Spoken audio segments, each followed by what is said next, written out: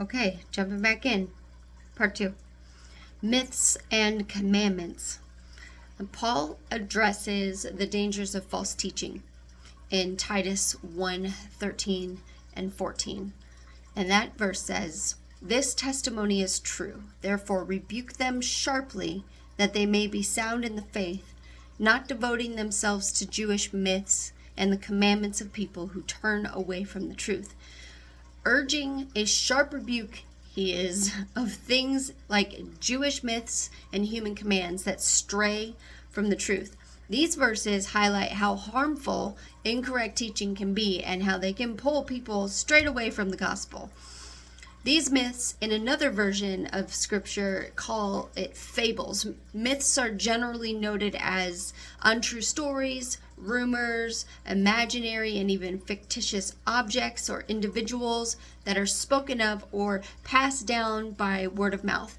These fables or fictitious narratives draw people away from the truth by their wild and imaginary claims.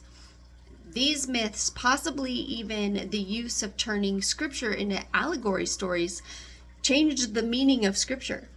Paul says, don't do it. Straight up, just don't do it.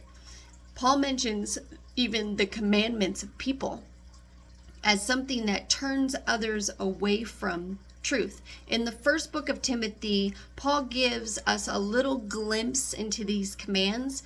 1 Timothy 4:3 says that they forbid people to marry and order them to abstain from certain foods, which God created to be received with thanksgiving by those who believe and know the truth. So these commandments of men were nothing more than traditions that were being passed down from generation to generation.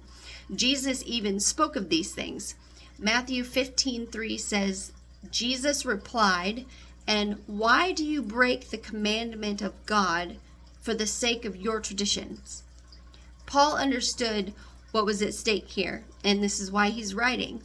He tells us in Acts a little bit of his history and of his education. He says this in Acts 22:3, "I am a Jew, born in Tarsus of Cilicia, but brought up in this city, educated at the feet of Gamaliel, according to the strict manner of the law of our fathers, being zealous for God, as all of you are this day." So Paul learned these commandments, these very commandments that led him to persecute the church, from his education under Gamaliel. He called these the law of our fathers. One of those commandments, laws, or traditions was the commandment for Jews not to eat with the uncircumcised Gentiles. But there was no such law from God. It was in the oral tradition of the Jews, and it was passed down as they came out of Babylon.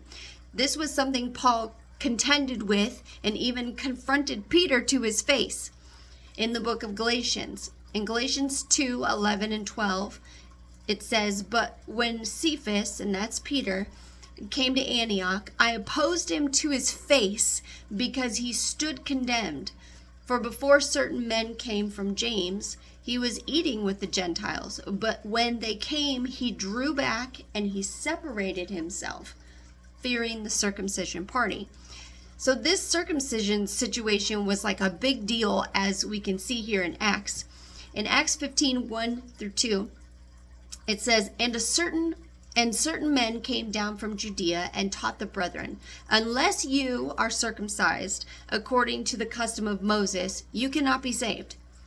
Therefore, when Paul and Barnabas had no small dissension and dispute with them, they determined that Paul and Barnabas and certain others of them should go up to Jerusalem to the apostles and the elders about this question.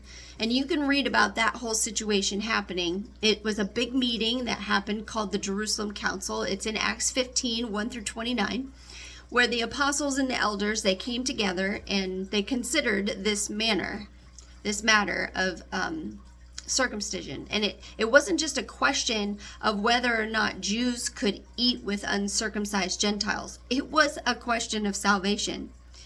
Being sound in the faith meant making sure that this particular question of salvation was according to the truth and not according to myths or traditions of men. Okay? We'll pick up next time.